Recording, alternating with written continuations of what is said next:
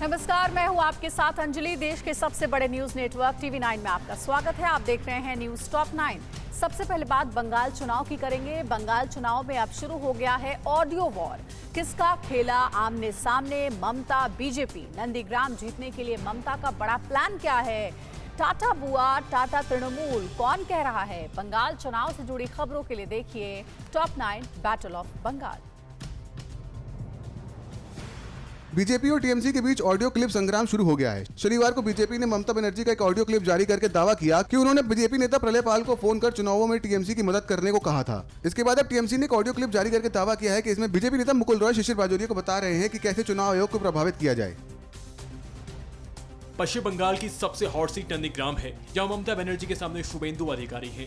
Nandigram seat जीतने के लिए ममता बनर्जी यहां 5 दिनों तक कैंपेन करेंगी। ममता बनर्जी आज नंदीग्राम पहुंचेंगी और 1 अप्रैल को मतदान होने तक नंदीग्राम में ही रहेंगी। इस दौरान ममता बनर्जी कई रैलियां भी करेंगी। इसके अलावा आज ममता मेदिनीपुर में 2 रैलियां करेंगी।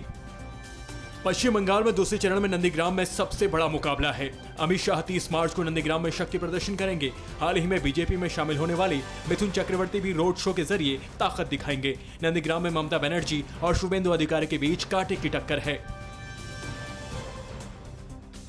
बंग युद्ध में अब ओवैसी की एंट्री हो गई है। ओवैसी ने 2 उम्मीदवारों को ऐलान कर दिया है। बाकी सीटों के पत्ते वो 2-3 दिन में खोलेंगे। इन सब के बीच ओवैसी ने पीएम मोदी पर हमला करते हुए कहा कि अगर आपने बांग्लादेश के लिए सत्याग्रह किया तो आप बांग्लादेशियों को मुर्शिदाबाद क्यों बुला रहे हैं? आप हमें गाली क्यों दे रहे हैं?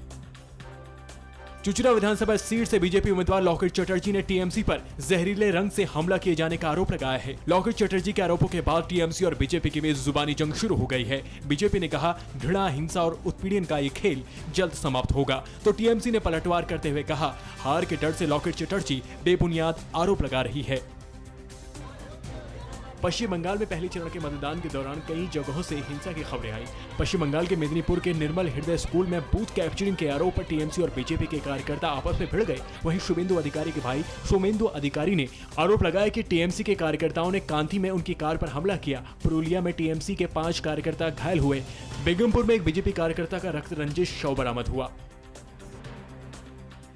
टीएमसी डेलीगेशन ने चुनाव आयोग के अधिकारियों से मुलाकात की। शनिवार को हुई इस मुलाकात के बाद सांसद सुदीप बंदोपाध्याय ने कहा कि टीएमसी की मांग है कि अगले चरण में पोलिंग एजेंट संबंधित मतदान केंद्र का स्थानीय व्यक्ति होना चाहिए। टीएमसी ने बीजेपी पर आपराधिक रिकॉर्ड वालों को संरक्षण देने का आरोप भी लगाया। पश्चिम बंगाल में पहले चरण में बम्पर वोटिंग हुई है। शनिवार को 5 जिलों की 30 विधानसभा सीटों के लिए 79.79% वोटिंग हुई। सर्वाधिक 85.25% वोटिंग बांकुड़ा के सालतोड़ा विधानसभा में हुई है। पूर्व मेदिनीपुर के खेजूरी में 84.43% लोगों ने मतदान किया, जबकि दक्षिणी कांथी में 83.76% लोगों ने वोट दिया है। परवाह देश की, सोमवार से शुक्रवार रात 10 बजे TV9 भारतवर्ष पर।